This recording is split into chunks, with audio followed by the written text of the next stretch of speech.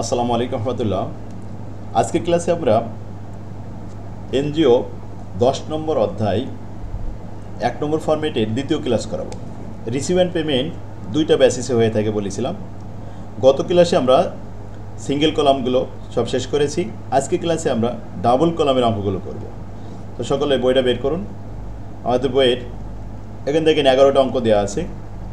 এর ভিতরে প্রথমে সিঙ্গেল কলাম দেওয়া আছে, সব সিঙ্গেল কলাম লেখা আছে।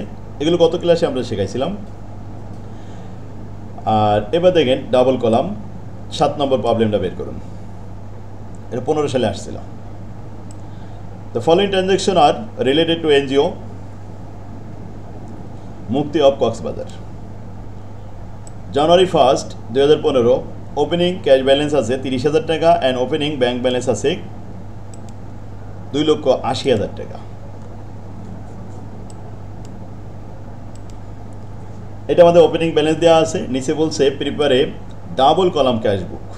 যেহেতু ডাবল কলাম করতে বলা হয়েছে, সুতরাং টাকার কলাম দুইটা থাকবে, ক্যাশ কলাম এবং ব্যাংক কলাম আলাদা থাকবে। তো রিসিভ অ্যান্ড পেমেন্টের ছক তৈরি করলাম। ডেবিট পাশে রিসিভ লিখেছি, রিসিভে এই যে ডেট, পার্টিকুলার্স, রেফারেন্স, এরপরে ক্যাশ বুক, ব্যাংক বুক। সেমভাবে এই 5টা কলাম আবার ক্রেডিট পাশে date, particulars, reference, cash book এবং ব্যাংক কলাম, ব্যাংক বুক। তো ব্যালেন্স বিডি রিসিভ পাশে ক্যাশের কলামে 30,000 টাকা, ব্যাংকের কলামে 2,80,000 টাকা। ব্যাস। এরপরে 4 তারিখে, জানুয়ারি 4 তারিখ ডোনেশন রিসিভ 70,000 টাকা। তো রিসিভ সাইডে 4 তারিখ লিখলাম, ডোনেশন রিসিভ। এখন চেক উল্লেখ নাই, তাই ক্যাশ কলামে 70,000 টাকা লিখে দিলাম। 8 তারিখে আসেন, পারচেস ফার্নিচার 65,000 টাকা দিয়ে ফার্নিচার ক্রয় করা হয়েছে। এটা কি ব্যাংকের কলামে যাবে নাকি ক্যাশ কলামে যাবে? চেক উল্লেখ নাই, ব্যাংক উল্লেখ নাই, তাহলে ক্যাশ কলামে দেখাবো 65,000 টাকা। এই যে 8 তারিখ ফার্নিচার পারচেস 65,000 টাকা। 10 তারিখে ক্যাশ উইথড্র উত্তোলন করা হয়েছে। কোথা থেকে? ফ্রম ব্যাংক, ব্যাংক হতে। ব্যাংক হতে উত্তোলন করে কোথায় নেওয়া হয়েছে? কোম্পানির ক্যাশ বইতে নিয়ে আসা হয়েছে। তাহলে এখানে ব্যাংক কমে গেছে আর ক্যাশ কলাম বেড়ে গেছে। তো প্রথমে পেমেন্টে যাব, 10 তারিখ লিখব, ব্যাংকের কলাম থেকে টাকা উঠায় নিয়ে আসব। কি পারপাসে উঠাচ্ছি? এটা ক্যাশ বইতে নিয়ে যাচ্ছি, এই জন্য ক্যাশ বই, ক্যাশের নাম লিখে দিলাম, কন্টা এন্ট্রি 40,000 টাকা, পেমেন্ট সাইডে দিলাম। এই 10 তারিখে এবার ডেবিট সাইডে নিয়ে আসলাম, জানুয়ারি 10 ব্যাংক ক্যাশের কলামে টাকা রাখলাম 40,000 টাকা। কোথা থেকে নিয়ে আসলাম? ব্যাংকের থেকে নিয়ে আসলাম। সুতরাং ব্যাংক নামে কন্টা এন্ট্রি 40,000 টাকা। বুঝতে পারছেন?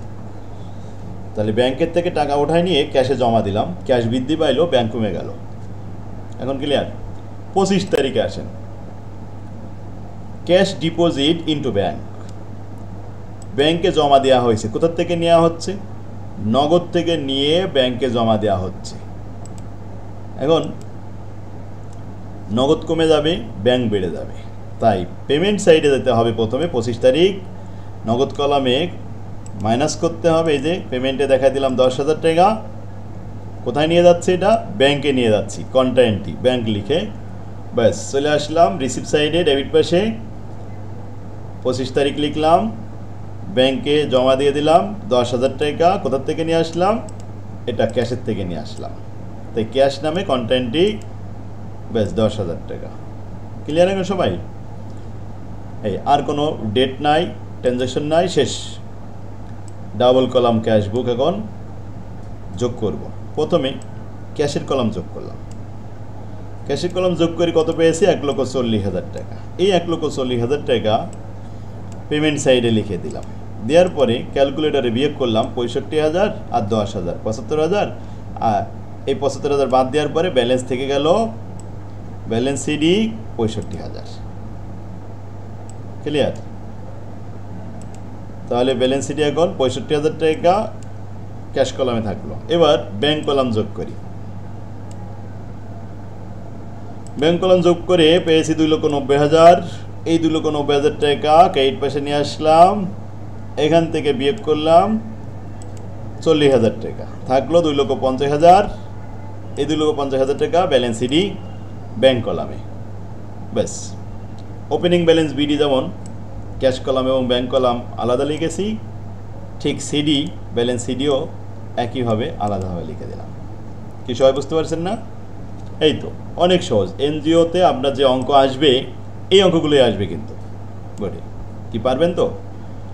আলহামদুলিল্লাহ, ইনশাল্লাহ পারা যাবে। তাহলে তো এখনও আমার বইটা যারা রিসিভ করতে পারেননি যোগাযোগ করুন, বইটা ফ্রি পাবেন। আমাদের সাথে ক্লাস করলে আপনি সাজেশন বই কিনা লাগবে না, চূড়ান্ত সাজেশন এখানে আমি শর্ট সাজেশন দিয়ে দেবো আপনাদের।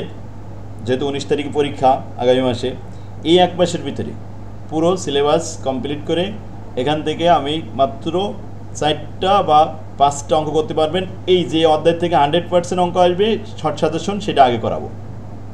কোনো টেনশন নেই, টেনশন ফ্রি থাকবেন, ক্লাস করবেন। আর প্রত্যেকটা ক্লাস রেকর্ড হয়ে থাকবে, ক্লাসে উপস্থিত না থাকতে পারলেও পরবর্তী দেখতে পারবেন। সেই ভালো তার, সব ভালো তার। এখনই আপনারা সিদ্ধান্ত নিয়ে যোগাযোগ করুন। মনে করেন অন্য সারা বছর অন্য জায়গায় পড়ছেন কিন্তু আয়ত্ত করতে পারেননি, এখন এই মাত্র 30টা দিনের মধ্যেই আয়ত্ত করতে পারবেন, কোনো টেনশন নেই। কারণ অঙ্ক সহজ হয় স্যারের কারণে। স্যার যদি সুন্দরভাবে উপস্থাপন করতে পারে তাহলে অঙ্ক ইজি হয়ে যায়।